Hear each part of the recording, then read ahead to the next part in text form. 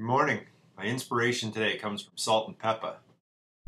Let's talk about lists, baby. Let's talk about you and me. Let's talk about all the good things and the bad things that may be. Let's talk about lists. When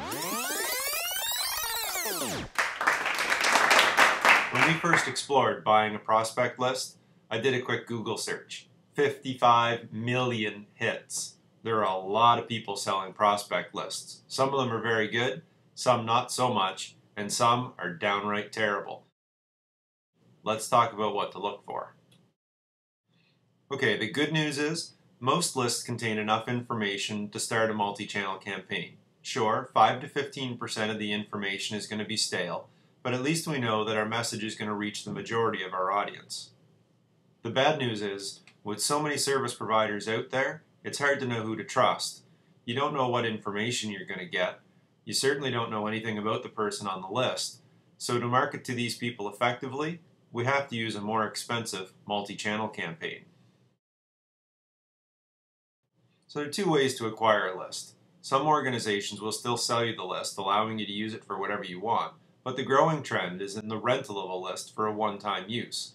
The good news there is it allows you to get a list for a much lower cost, typically 10 to 15 cents per name, but it's monitored to make sure that you're not using it for anything except the one campaign you identified. There are some non-traditional ways to acquire a list as well.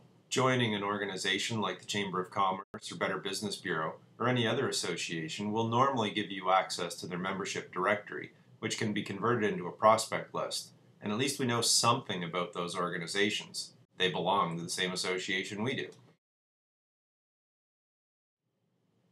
There's lots of reasons to consider buying a list. The most obvious is it's a list of prospects that we didn't have before.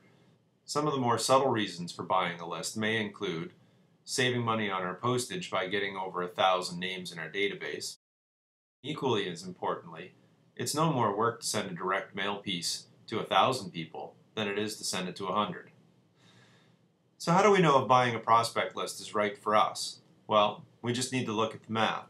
If you consider that a good multi-channel campaign will generate 4 to 5% response, for each 1,000 names, you're going to get 40 to 50 prospects, which should translate into 12 to 15 quotes, and potentially 3 to 5 customers. If you know the value of a transaction, you can quickly figure out whether this makes sense. So regardless of how you acquire your list, the key is to track response rates from that list by using some sort of promo code or online response mechanism. And while it's true you're not going to find many ideal customers from just a direct mail piece, using an effective multi-channel campaign can really lay the groundwork for finding some good customers. So thanks for checking out Step 4. Be sure to tune in next month for one of my personal favorites, how to use sponsorship to do the right thing in your community and grow your business at the same time.